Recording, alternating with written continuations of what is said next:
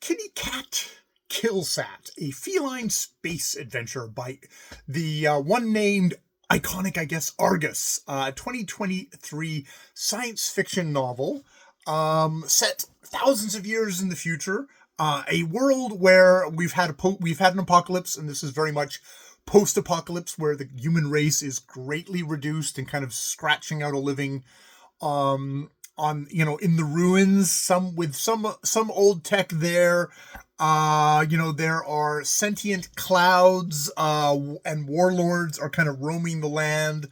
And meanwhile, up in space, what I've heard might happen to the actual kind of atmosphere, it's filled with both inactive and active space junk, and fairly lethal space junk. Unfortunately, human beings, before they collapse completely into kind of Mad Max kind of ruins, seem to have filled the atmosphere with lots of lethal devices to shoot, to kill anything that comes up from the surface, basically cutting us off that way. Probably just all the whirling mass of crap whirling around might also make it just too dangerous to go up. But definitely all the kill satellites are doing that.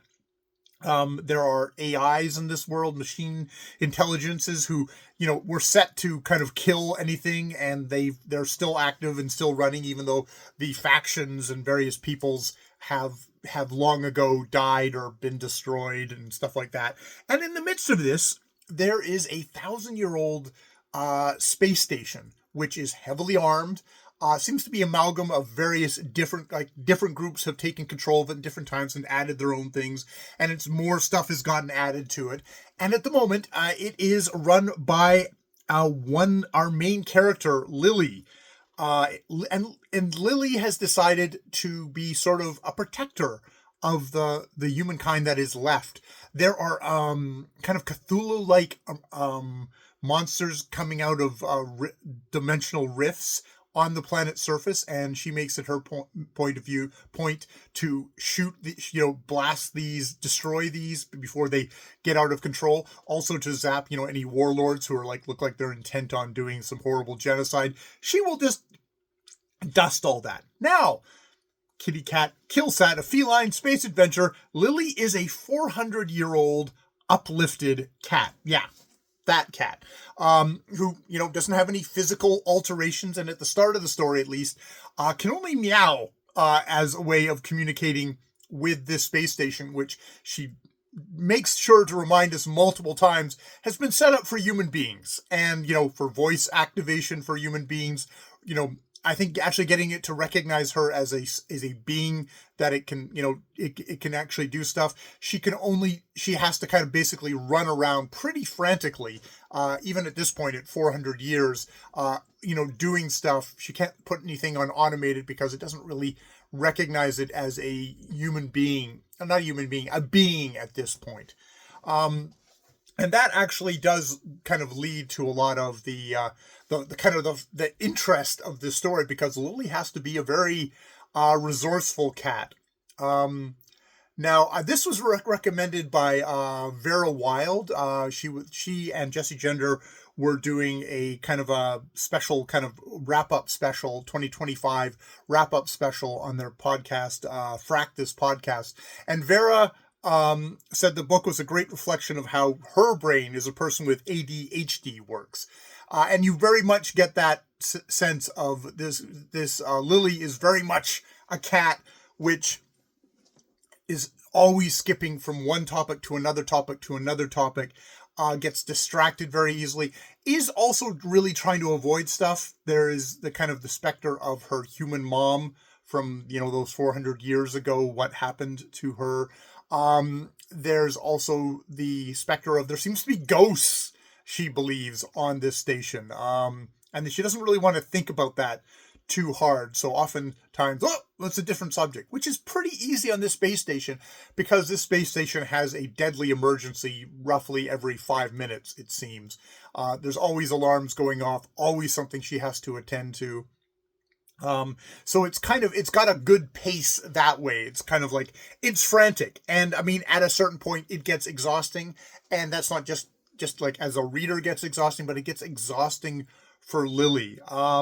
Lily definitely has a thing of, you know, it's a fairly long, involved book, but it weaves kind of her memories of her human mom, before Uplift, her ongoing quest to get actual flavored food. I guess whatever supplied rations for the ship. A long time ago, it lost the capacity to actually flavor the food, so she's just being basically it's ration goo, something that's gets replicated, I don't replicated or whatever, gets extruded, which is flavorless and tasteless. And if you can think of like 400 years or more, 100 years or a week of just eating that, how that much that would consume you. It's kind of a very relatable thing, but it's also kind of a hilarious thing of her quest to get flavored foods, to be able to maybe grow stuff. They lost the hydroponics bay a good long time ago, and that's one of her great goals. But it's mixed with her depression and with loneliness. And I think of everything on this on in this novel, it's kind of the loneliness of Lily which is the most affecting and touching.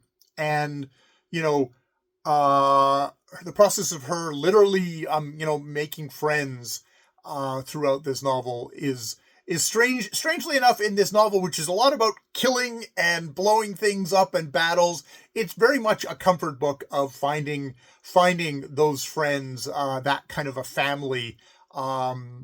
It makes this kind of very much kind of a comfort read, in a way. But it does really have it's like at a certain point you're going like, okay, we're just kind of zipping from thing to thing. It's like, does this have a point?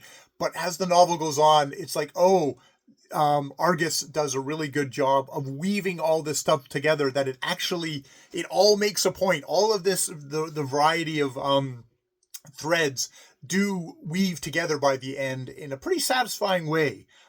So yeah, Lily is a good cat. She is such a good cat. I'm a dog person. I have a dog sleeping down at my feet at the moment, so I'm not really inclined to look on cats as anything more than psychopathic killing machines. And it's like, no, Lily is a really caring, affecting cat. I mean, it's an uplifted cat, so it's cat behavior, but it's in a kind of more of a sentient package. So I really became even someone who's allergic to cats. By the end of this book, it's like, oh, Lily, I love Lily. So yeah, I would, if you're looking for a kind of a cool, actually, it's got some good science fiction, kind of hard science fiction puzzles and things for Lily to figure out in here, dealing with AI intelligences, dealing with mechanics of growing stuff, with just all that sort of stuff, just politics in general, of painting a portrait of a world which things really went wrong, and Lily's impulse to help out, to be a kind and compassionate being in this world is a nice kind of counterpoint to a lot of examples we have in our own world of people not having that empathy and not having that urge to want to help and protect others, which yeah. So a comfort read all around in a lot of ways. I will leave it there. That is Ktty Ct Kll St, a feline space adventure by Argus. The eponymous, I don't know about eponymous, what is it? The Argus. I don't know much about Argus other than they've written this, and they've written a kind of an RPG series, which I tried like the first chapter, and it's like, oh, maybe I'll try it, even though I have no interest in RPGs. It's still got that same kind of a voice, so I might check that out. Definitely I will look out for whatever they come up with next. Pretty cool stuff. All right. I've been Jay. More videos later.